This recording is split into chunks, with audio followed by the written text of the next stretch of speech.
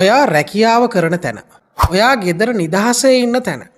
ඔයා තාමත් ඉස්කෝලේ යන දරුවෙක් නම් පාඩම් කරනවා නම් වෙනත් විභාගයකට ඔබ පාඩම් කරනවා නම් මේ දේවල් මේ කාල සීමාවේ ඇති වෙලාද?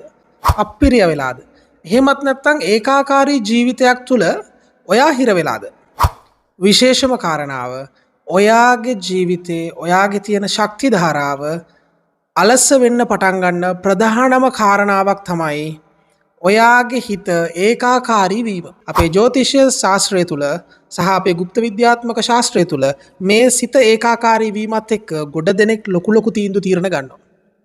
ඒගොල්ලෝ ගොඩක් වෙලාවට දැන් අපි ළඟටත් එනවා වෙලාවකල අරගෙන හරි කලකිරිලා හරියට එපා වෙනවා මේක කරන්න හිතෙන්නේ නැහැ. බොහොම ආසාවෙන් මම මේ එක්සෑම් එකට පාඩම් කරන්න ගත්තේ. ඒ වුණාට දැන් මට මේක එපා වෙලා තියන්නේ. ඇයි මට මේක පාඩම් කරන්න වෙන්නේ නැත්තේ? මම දැන් ඔළුවට යන්නේ නැහැ. හරි කම්මැලි. ඉස්සල්ලාම පටන් ගන්නකොට මම බෙර ගහලා පටන් ගත්තේ. දැන් මට පොතක්වත් බලන්න හිතෙන්නේ නැහැ කියලා ගොඩ දෙනෙක් ඇවිල්ලා කියලා අහනවා අපෙන් අපලද කියලා. දැන් මේ අපලවලටත් වඩා ඇත්තටම ග්‍රහචාරයේ යම්කිසි දුර්වලතා මත ගොඩාක් වෙලාවට ඇතිවෙන්නා වූ කාරණාවක් තමයි ඒකාකාරීත්වයේ තුල එපා වීම, කලකිරීම, කනස්සල්ල දැනීම. ඉතින් මේකට මම කරන්න දෙයක් කියන්න. දැන් ගොඩක් වෙලාවට මේක මේ අපි හිතමුකෝ අධ්‍යාපනය ලබන අයට විශේෂයි කියලා. එතකොට එයාලට පුළුවන් එයාලගේ පාඩම් කරන විදිහ අපි කියන පාඩම් කරන රටාව වෙනස් කරගන්නත් පුළුවන්. ඒ විතරක් නෙවෙයි මම පුංචි දෙයක් කියලා දෙන්නම්. ඒ දේ මත ඔයාගේ ජීවිතේ ඔයා වෙනස් කරගන්න. ඔයා පාඩම් කරන දරුවෙක් නම් ඔයාගේ මේසෙ උඩ පිරිසිදු වතුර කෝප් එකට දෙහි ගෙඩියක් දාලා තියන්න. ඒ දෙහි ගෙඩියත් බොහොම පිරිසිදු දෙහි ගෙඩියක් වෙන්න ඕන. ඒ වගේම වතුර ග්ලාස් එකකට දාන වතුරත් බොහොම පිරිසිදුව තියෙන්න ඕන. බොහොම විනිවිදව පේන්න තියෙන්න ඕන. ඒක ඔයාගේ මේස උඩ තියලා ඔයා සාමාන්‍ය විදිහට පාඩම් කරන්න ගන්න. මානසිකත්වයට පුදුමාකාර තෘප්තියක් ලැබෙන්න පටන් ගනී. අපි කියමුකෝ ඔයා රැකියාවක් කරනවා කියලා. ඒ රැකියාව තුළ ඔයා ඒකාකාරීත්වයේ ඉන්නේ. හරි විදිහටම කිව්වොත් නිකන් හැමතිස්සෙම බිසී වෙලා මිනිස්සු නිකන් ඔයාට මහජන සම්බන්ධතාවයක් තියෙනවා නම් හැමතිස්සෙම ඒකාකාරී මිනිස්සුන්ගෙන් ප්‍රශ්න. අපි උදාහරණයක් විදිහට ගත්තොත් අපි පොලිසිය ගැන කතා කරමුකෝ. ඔයා ඉන්නවනම් විවිධ පැමිණිලි අංශේ. ඔයාට ඒකාකාරී මිනිස්සුන්ගෙන් එක විදිහේ ප්‍රශ්න ඔයාගේ මනසට කරදරයක් නම්.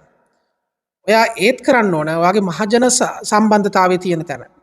ඔයා පිරිසිදු වතුර ග්ලාස් එකකට දෙහි ගෙඩියක් දාලා තියන්න. ඔයාගේ මනස ඒකාකාරී වෙන්නේ නැහැ. ඔයාට රිලැක්ස් එකේ යන්න පුළුවන්. එහෙමත් නැත්නම් ඔයා ව්‍යාපාරයක් කරනවා නම් ඔයාගේ වෙළඳාම වෙලා ඔයා කැෂියර් එකේ ඔයා එක දිගට ඉඳගෙන ඉන්නවා නම් ඔයාට ඒකත් ඒකාකාරී නම් නිකන් එපා වෙලා වගේ නම් කලකිරිලා වගේ නම් ඔයාට පුළුවන් ඔයාගේ කැෂියර් එක ළඟත් මෙන්න මේ වැඩේ කරන්න. පිරිසිදු වතුර ග්ලාස් එකකට දෙහි ගෙඩියක් දාලා තියන්න. ඒ වගේම තමයි ඔයාගේ මානසික තෘප්තිය ඇති වෙනකොට ඔයාගේ වෙළඳාමත් දියුණු වෙයි. ඉතින් ඔයාලා හැමෝටම සාමාන්‍යයෙන් අපි කියන්නේ ගෙදර නිදහස ප්‍රිය කරන ගෙදරක ගෘහණියකට වෙන්න පුළුවන් මේ තත්ත්වය ඇති වෙන්න. මෙන්න මේ පුංචි කෙම කරලා බලන්න. ඔයාගේ මනස වෙනස් කරගෙන ලස්සන ජීවිතයක් වාට ගත කරන්න පුළුවන්.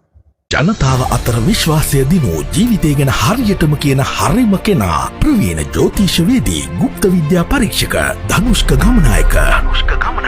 මෙම කාලසීමාව පරීක්ෂා කර ගැනීමට හා කේන්දර පරීක්ෂාව සඳහා ඔබගේ ව්‍යාපාර දියුණුවට විදේශ ගමන් සම්බන්ධව ජන්මපත්‍ර සැකසීම උපන් වේලාවට අනුව ජන්මපත්‍ර පරීක්ෂාව පොරොන්දම් බැලීම සඳහා පොරොන්දම් බැලීමේදී ආකාර පහටම පොරොන්දම් බැලීම සිදු කරයි. සියලුම ජ්‍යොතිෂ සේවාවන් ගුප්ත විද්‍යා කටයුතු සඳහා ඉතා අඩු මුදලකට ගුණාත්මක සේවාවක් ලබා දීම අපගේ එකම අරමුණයි. විශ්වාසනීය සේවාවක් ඔබට ලබා දෙන ධනුෂ්ක ගමනායක.